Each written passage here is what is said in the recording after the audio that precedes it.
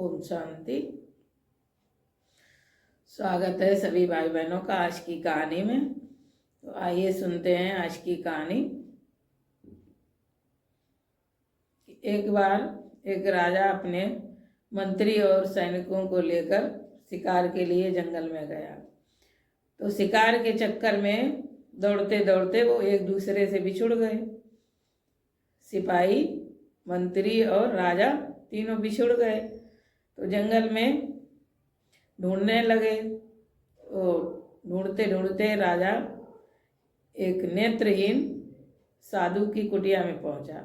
ये जंगल में एक साधु रहते थे जो नेत्रहीन थे। तो उनकी कुटिया में राजा पहुंचा और राजा ने उस नेत्रहीन साधु से पूछा, हे सूरदास महाराज जी, आपने यहाँ से किसी को गुजरने की आवाज़ सुनी? आवाज़ सुनाई दी, कोई यहाँ से गुजर रहा है? राजा ने कहा, हाँ बिल्कुल सुनाई दी। कहा कि इधर रास्ते से, हाथ उठा के साधु ने बोला कि इस रास्ते से पहले आगे आपके सैनिक गए हैं और पीछे से मंत्री गया है, अब आप स्वयं पधारे हैं। तो राजा उसी रास्ते पर चल दिया। थोड़ा आगे जैसे ही निकलता है तो सभी मिल जाते हैं, सैनिक और मंत्री सब एक दूसरे से मिल जाते, इकट्ठे हो जाते हैं। तो राजा को ये आश्चर्य हुआ कि ये साधु नेत्रहीन है, फिर भी इसे कैसे पता चला कि हमारे सिपाही और मंत्री हैं ये, और इस तरह से ये इस रास्ते पर जा रहे हैं। इसने कैसे समझ लिया कि ये सिपाही हैं और मंत्री हैं और यह कौन है? तो राजा के मन में ये प्रश्न चलने लगा। तो राजा के मन में ये बात घर कर गई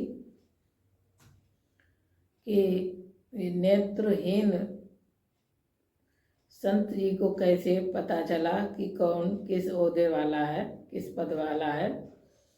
तो राजा अपने सैनिक और मंत्री को लेकर वापस फिर साधु की कुटिया में पहुंचा और साधु जी से प्रश्न किया कि आप नेत्रहीन होते हुए भी कैसे समझ गए कि कौन किस ओहदे वाला है, किस पद वाला है, कौन राजा है, कौन मंत्री है, कौन सैनिक है? तो संत जी ने राजा की बात सुन करके उनको जवाब दिया कि व्यक्ति के पद पोजीशन का पता उसकी बातचीत से चलता है।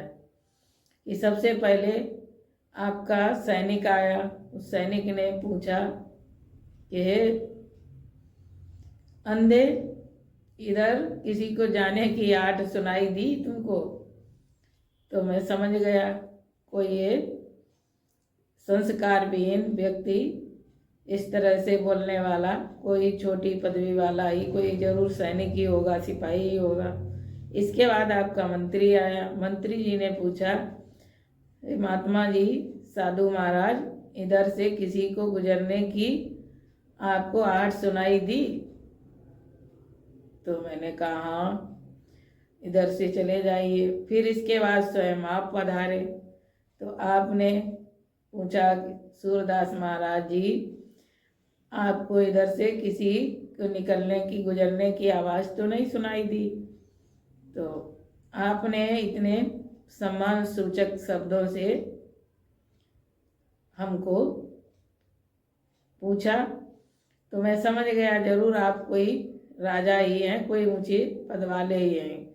क्योंकि जो स्वयं सम्मान पाता है दूसरों से, तो वो दूसरों को सम्मान देना भी जानता है और वो सम्मान को समझता है किससे कैसे सम्मान से बात करनी चाहिए, आदर सम्मान से बुलाना चाहिए।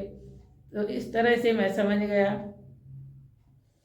तो किसी के सूरत या पैसे को देख करके नहीं पता चलता है कि कौन किस पद वाला है, ओहदे वाला है। उसके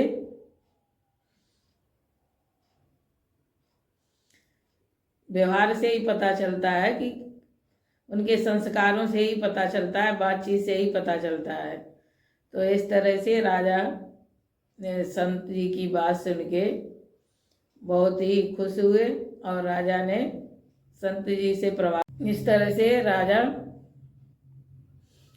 साधु के अनुभव से प्रभावित होके खुश होके मंत्री जी को बोला कि आज से साधु जी के जीवन यापन की व्यवस्था राजकोष से होगी, और आदेश देके अपने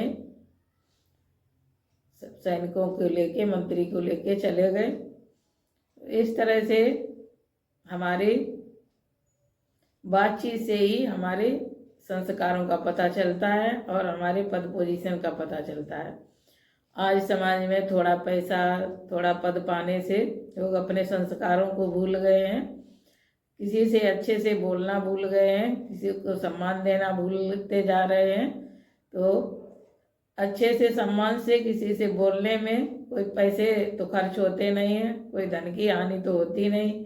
तो हमें किसी से सम्मान से बोलने में, अच्छे शब्दों का प्रयोग करने में कंजूसी नहीं करनी चाहिए, सबको सम्मान सहित ही बुलाना चाहिए।